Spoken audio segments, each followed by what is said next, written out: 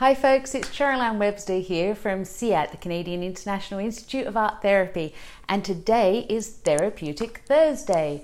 Well, just as I was getting ready for the live, I realized, oh my goodness, my studio is looking pretty messy again, and sometimes it needs to clear it out and sort it out before I start with a client, of course, and before I'm ready to move on with whatever's on my to-do list next.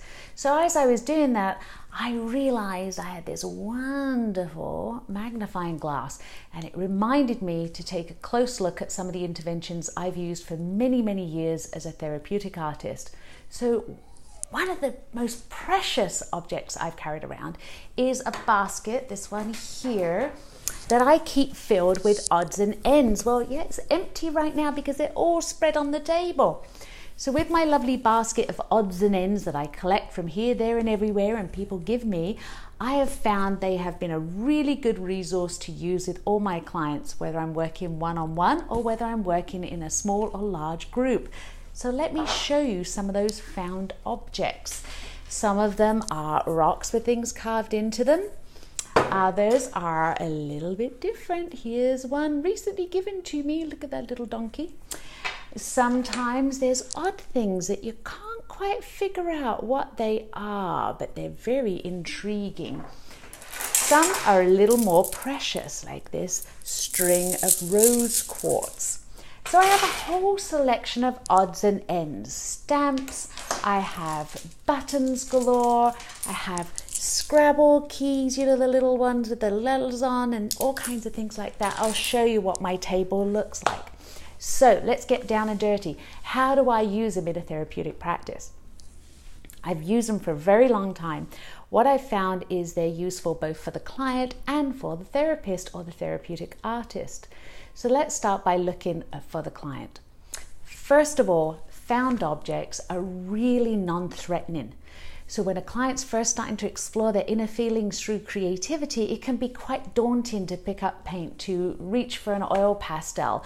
But to pick up an object that's already laying around that means something to them, that catches their eye and provokes feeling, boof, you've already started a dialogue with the inner self, and we haven't had to use any art material or face that fear of creativity.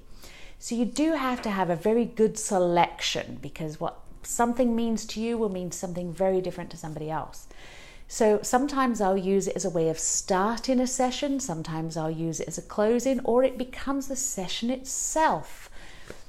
That's what I do with clients, but with myself as a therapeutic artist, and what you may choose to do as you're closing your session is take a way to reflect on the session itself and to reground yourself by going through your own found objects and picking a piece up. So for one here that is very precious to me is this lovely seed pod. And when I hold on to that, it fits perfectly into the palm of my hands. The temperature of it changes as I hold on to it. And it's just a way of grounding me and bringing me back while I honor the session I've had with client or clients. Let's have a look at some of these found objects. So don't get dizzy now, I'm going to move the camera.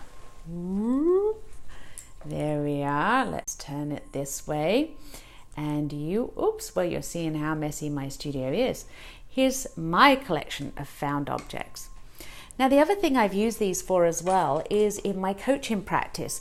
So when people are unsure of how to describe what their day's been like or how to describe a feeling that they don't have the words for, they're able to pick these up and move them around. So they might talk about a relationship being more this way than this way.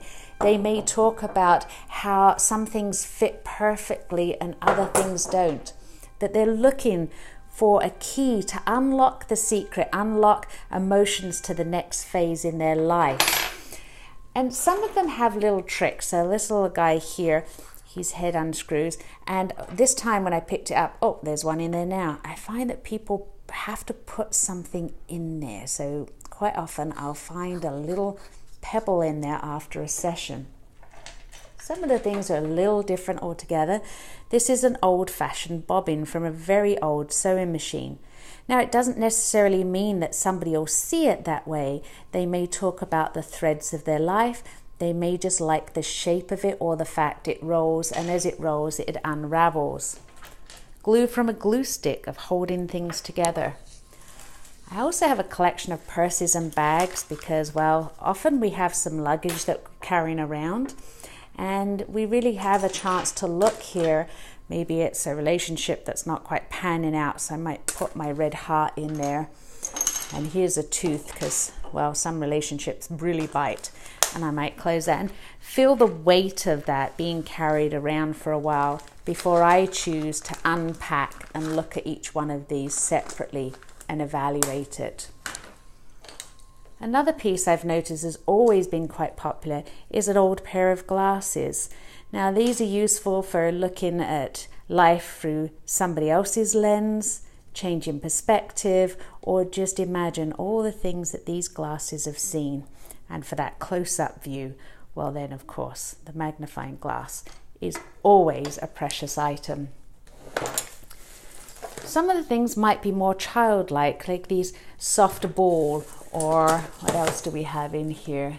Some of the things from a Kinder Egg or a squishy toy that's a shape. And that way really people have things from all different ages and stages of life that may have meaning to them.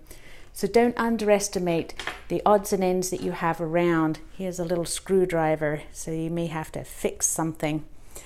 And even this stamp, often when we think of a stamp of approval that's required or giving oneself permission to move on or to make a change.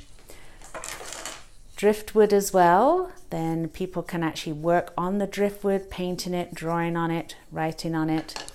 And here I have a little piece of driftwood that somebody carved for me, and I have that here. So often when there's a surprise, like you turn it over and there's something else, is a nice blessing for people because they may have chosen this for one meaning, and then as they move it around, they see a different message in there. Some of the things are very, very tiny, and this is probably my tiniest one, and I haven't lost it yet. A very incy bincy, oh, I don't know if the camera will focus on that, but it's actually a real cross stitch little tapestry there. So if you just saw the camera shake, that's because there's construction going on outside and they're doing some explosions. So of course that would go very well with this little rocket just taking off. Anyway, that's one of the interventions that I really like to have with me at all times. I find it's been really beneficial in a number of settings. So to recap, you can use found objects to open a session, close a session, create a session.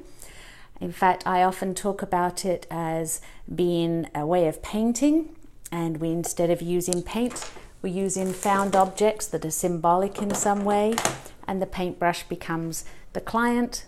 We paint the painting without the use of a paintbrush or paint itself. Then for the therapeutic artist or clinician, a way to ground yourself and to regulate your own emotions.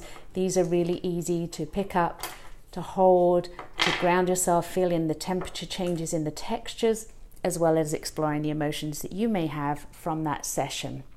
I've also used this when I'm been at a coffee shop and I don't have my found objects with me. I might just look at the table and reflect on what in front of me best represents how I'm feeling right now. Is it a blank piece of paper with new opportunities to come up? Am I feeling that there's something missing from the vessel? Am I looking for more color in my life? Do I just need more tea? Yeah, most often I just need more tea. But found objects are non-threatening, and all the objects around you will provide a voice for a feeling, and they will provide a way to really express those inner thoughts that we have that are beyond words. So have a look around you, look for your trinkets, take a close look at what you have, see what they mean to you, know they'll mean something different to others, and enjoy your use of found objects in a therapeutic setting. All the best. Keep creating, folks. This is Cheryl Ann Webster from SEAT. Bye for now.